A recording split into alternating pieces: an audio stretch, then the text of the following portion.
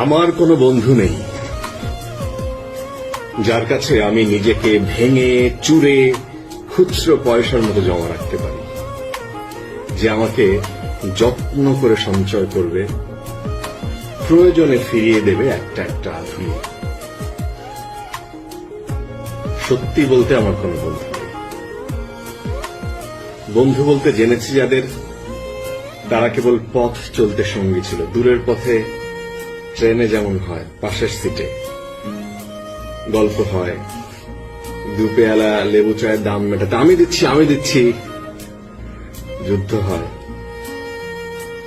সিগারেটের বাড়িয়ে দেওয়ার টুকরো ফুকে এই যে নিন ফোন নাম্বার, এই দিকটাতে আবার এলে ফোন করবেন, বলা শেষে অচেনা এক স্টেশনে ওঠাও হয়। এই যে আমি পথ হাঁটছি, রোজ হাঁটছি বুকের ভিতরে কষ্ট ক্লেদ, এই যে আমি ক্লান্ত ভীষণ, বুকের ভিতরে জমছে কেবল দুঃখের মেদ, তবু আমার নিজের কোনো বৃক্ষ নেই। প্রবল দহন দিনের শেষে যার ছায়াতে জিরাবো বলে ফিরে আসার ইচ্ছা হয়,